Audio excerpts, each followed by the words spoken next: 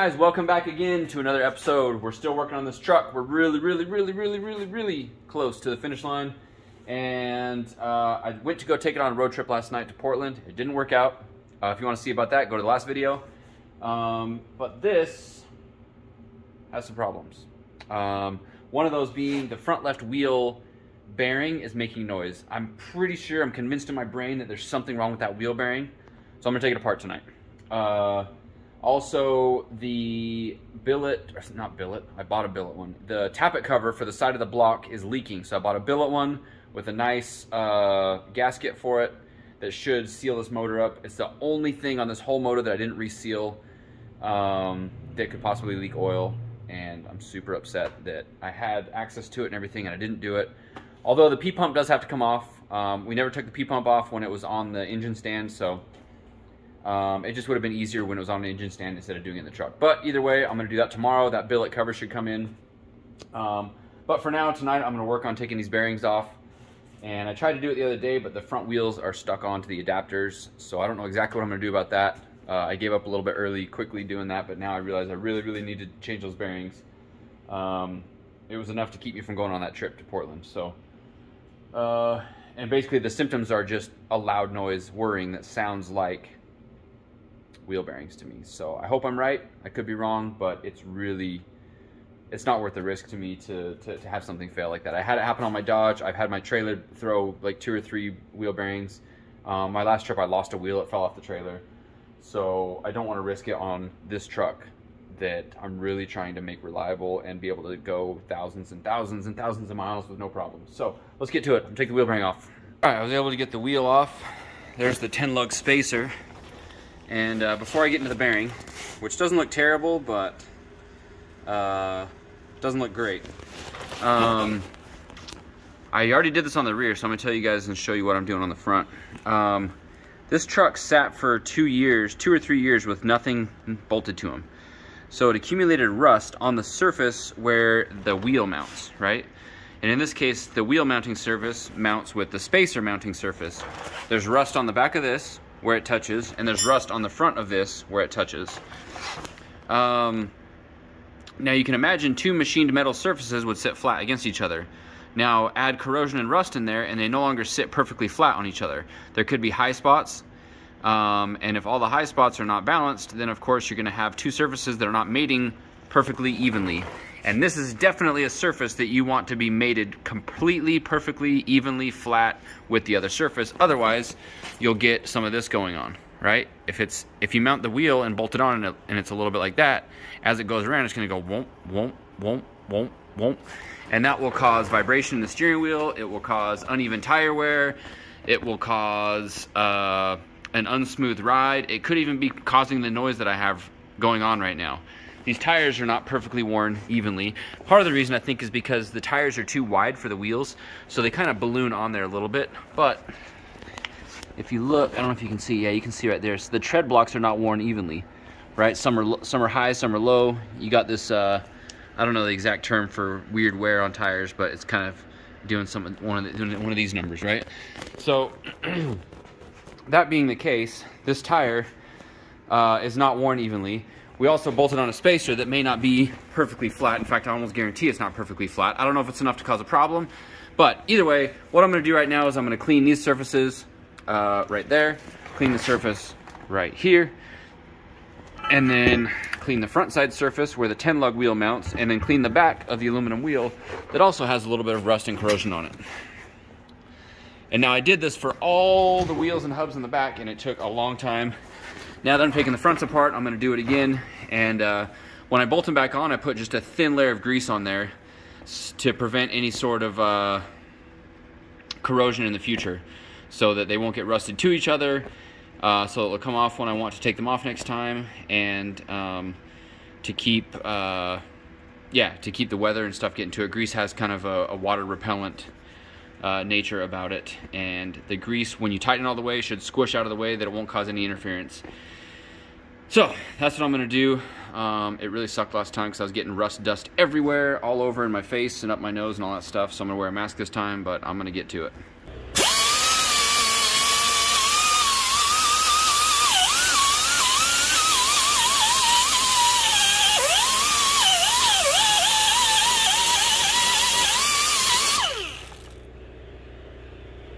hard to get around the edges and the corners. I have to hand sand it. That's what sucks so much is without taking the wheel studs out, I kind of hand sanding sucks.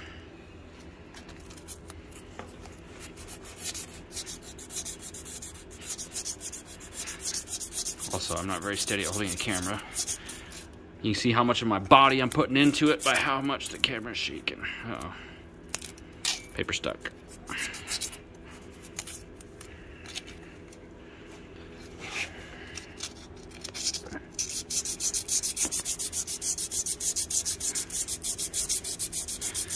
Fire this camera guy. All right.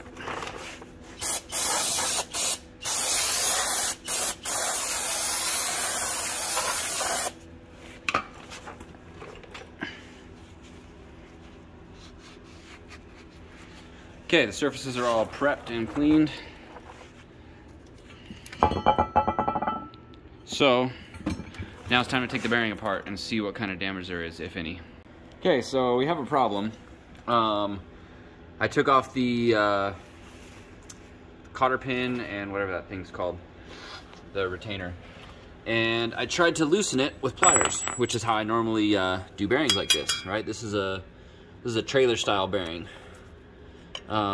Which shouldn't be super tight, right? It should be kind of hand tight. I can't do it with pliers. So, I'm gonna see just how tight it was. I really think these bearings are just over tightened. And that might be the entire problem that we have here. This is really hard to do with one hand.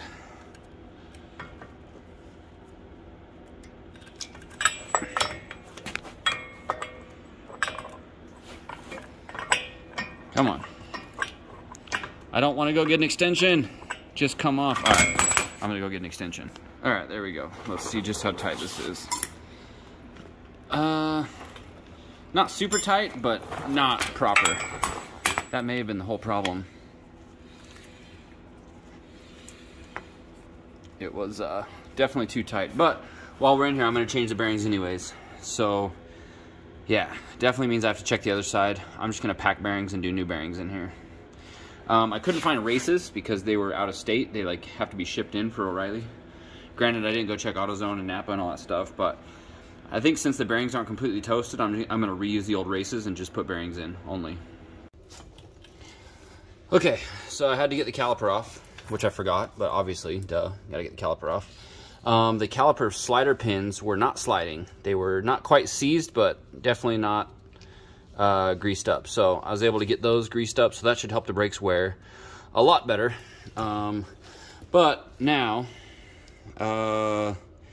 this won't just slide off. Even with the nut off, the washer stuck on there, and the bearing stuck on there, and I've been pounding on it and hammering on it. So I don't want to damage the rotor. It was like almost 200 bucks for the whole rotor and hub assembly. So I'm just gonna keep hammering on it and try my best. But definitely the bearing is not perfect in this thing, or else it would just come apart like it's supposed to. All right, got it apart. The grease does not look good. That's the inner bearing. Aside from being too tight, it looks like the grease was just, you know, not great. I already wiped this off, but you can see it looks like there's some scoring. Maybe focus. It looks like there's some scoring right there. Yeah, I can feel it with my fingernail. And a little bit of discoloring, maybe some scoring right there. So I think it was wise not to take this on the trip. This bearing was probably on its last legs. I'm gonna get this all switched out and new grease and all that stuff, and hopefully it lasts a long time after this, because I don't want to have to do this on the side of the road somewhere between here and New York or anywhere. So preventive maintenance. Good job, Brandon. I'm patting myself on the back right now because I normally neglect stuff like this, but I will not neglect this truck because I want it to be good. And it's a cool truck, fun to drive, comfy. All right, so we're back at it again. I didn't really get the whole process of greasing them up, but we got new bearings, grease, the old races, all that stuff, putting it all together. So the front bearing situation should be handled. Ended up having to get them from Advance. I don't like buying stuff from Advance. They were super expensive, but at least they had them. Didn't have to wait for it. O'Reilly was like 2 days out getting them. So we got that part handled, and then the part showed up for the tappet cover. So Kelly and I were gonna knock that out today and see how that all goes down. But it'll be nice having freshly greased bearings in the front, and then the caliper sliders were all nasty too, so that stuff's all fresh. It'll be like a new truck.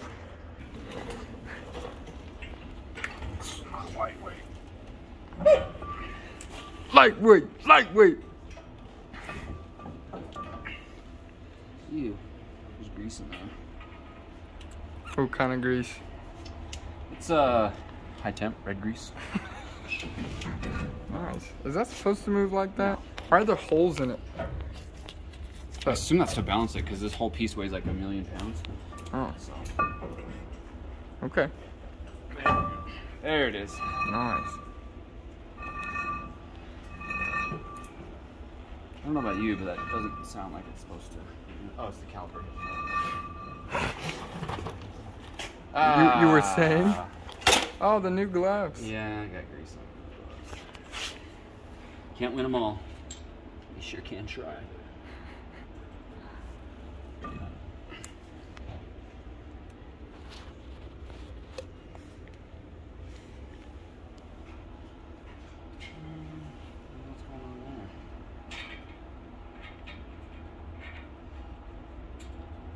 Yep. Spin on it.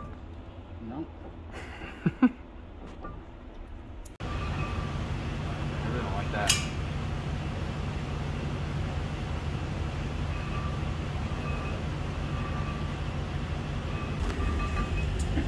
When I first took these off, I had to like untorque them with a breaker bar. They were way too tight. They should never be that way with this type of bearing.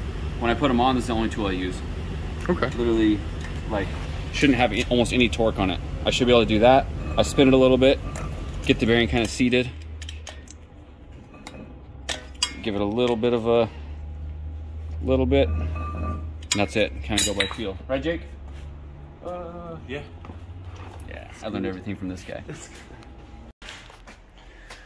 So I bought these lug nuts to bolt the spacers on because they're lower profile and they won't hit the big semi-truck wheels. It's a really close fit, and the other 19mm acorns that were on there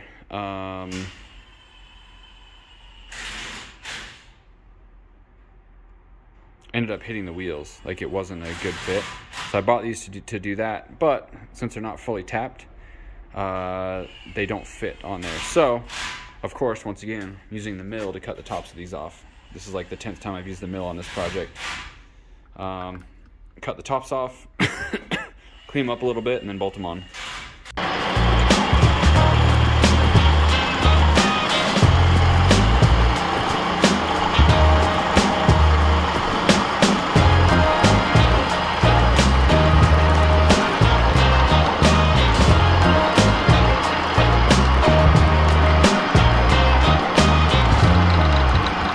So this is the inside of the 24-inch wheel. You can see the marks where the lug nuts were digging in before. It's just the very edge of the acorn lug nuts.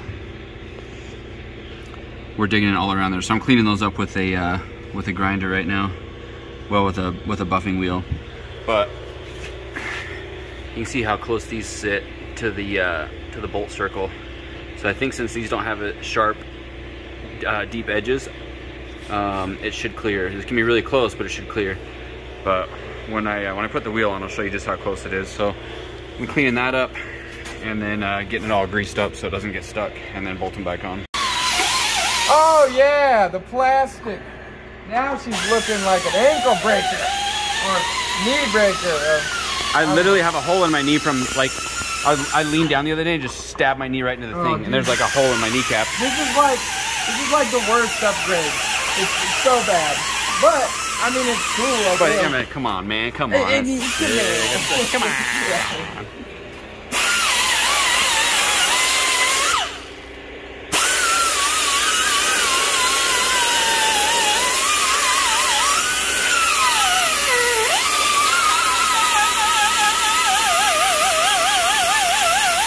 Beware headphone users. All right, I'm gonna go back and cut the rest of the lug nuts. All right. All right, I guess just things you see at the shop. Yep. I'll be on my way. Yep. All right, I gotta go finish cutting the rest of these. I got 4 more. I got sidetracked putting the other wheel on.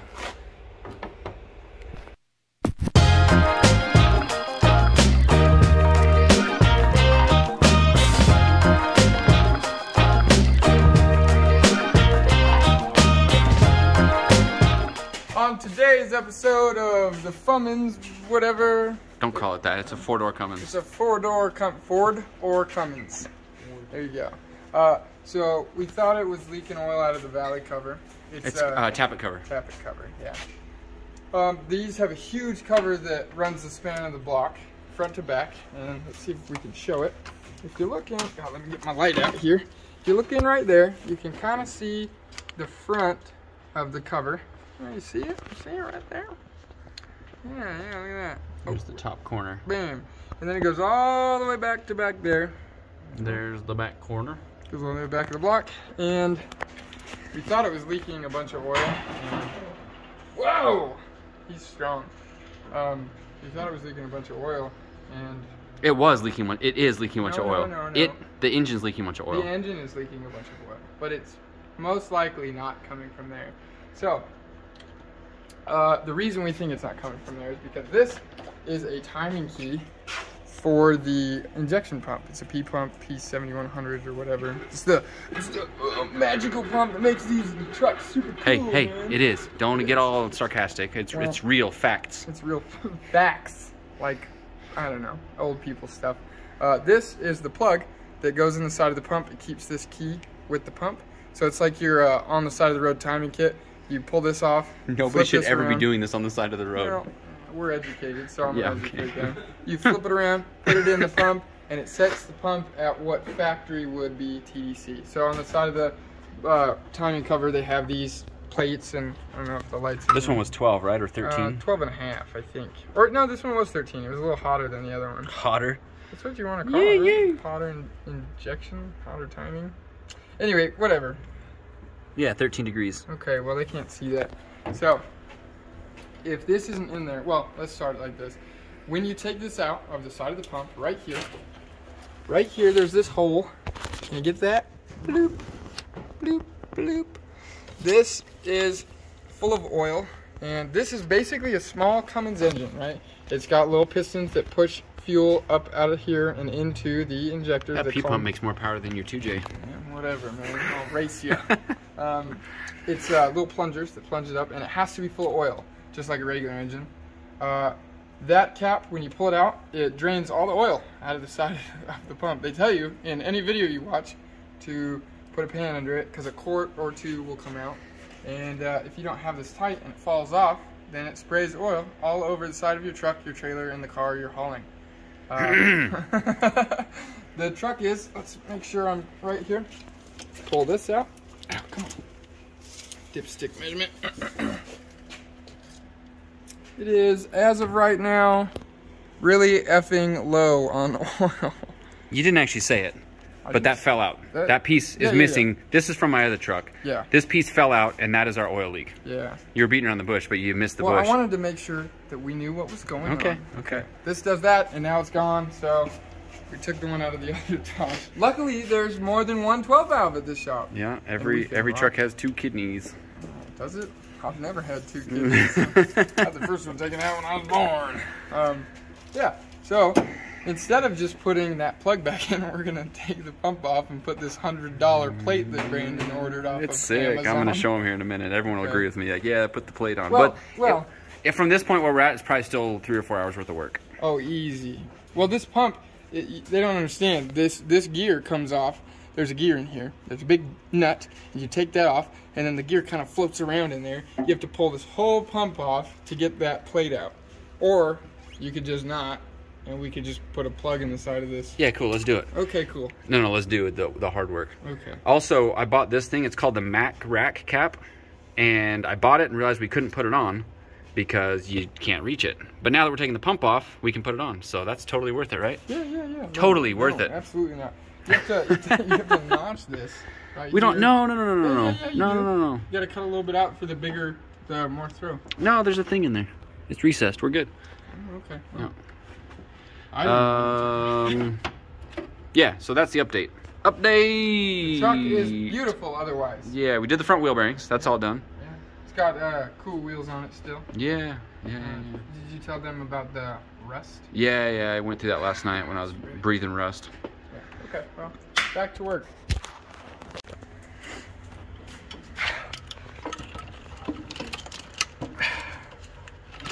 Oh boy. The small Cummins engine. That is wild, dude. It totally is a little Cummins. So wild. I'm probably gonna have to grab that from you, huh? Oh, no, I Got it out. Look, it's a big freaking big. Here we go.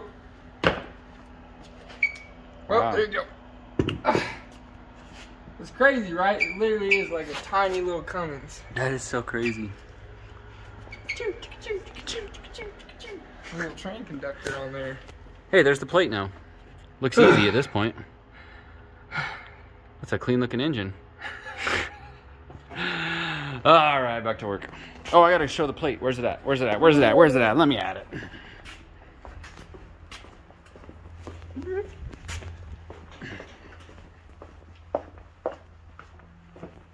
Where'd it go? Oh, there it is.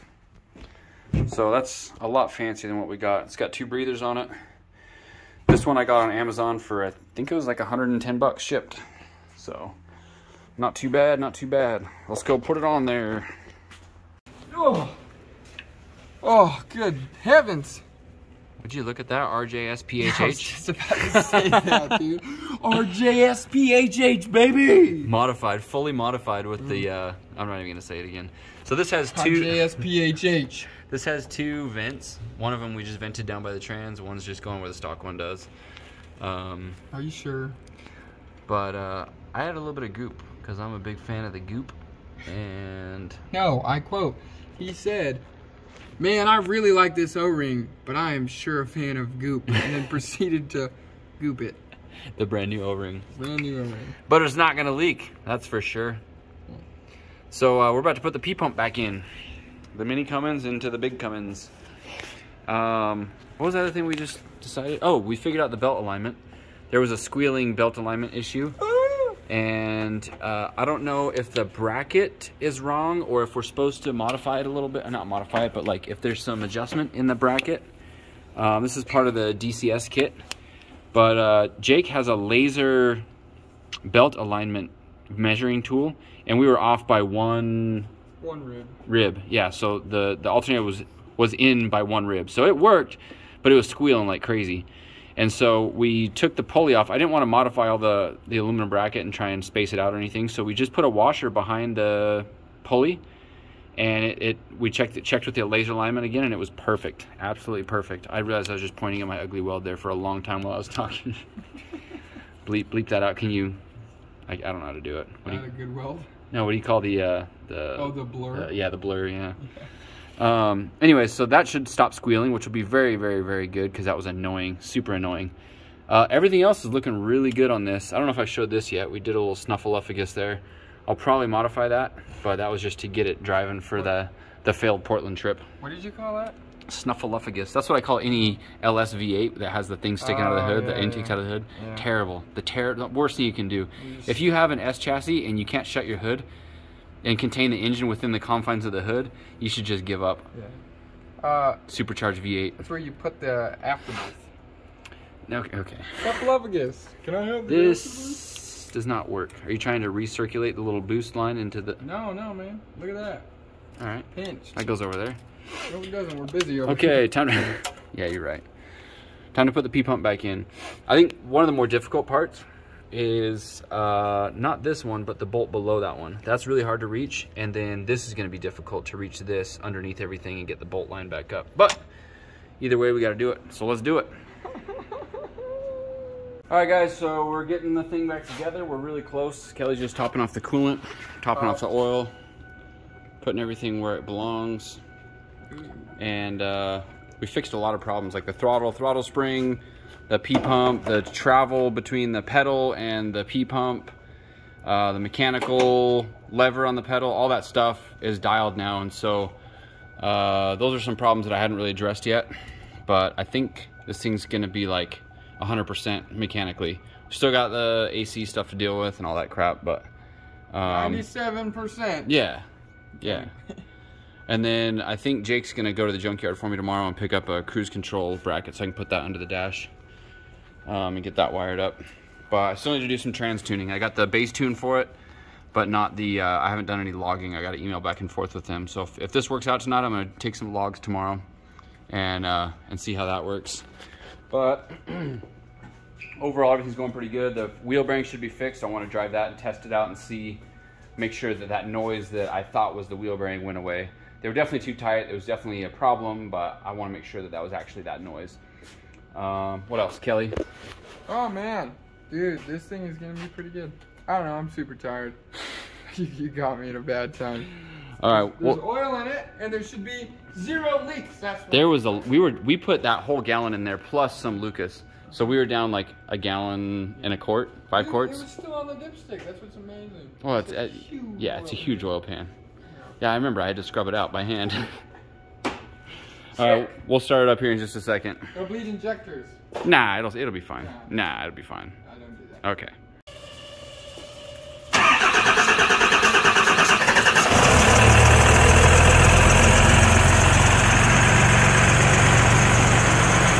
Bleed.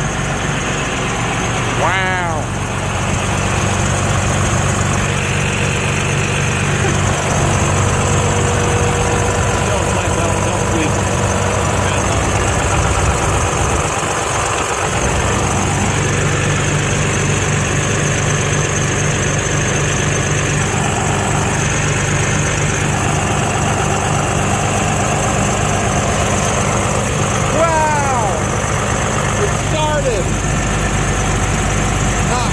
Cool.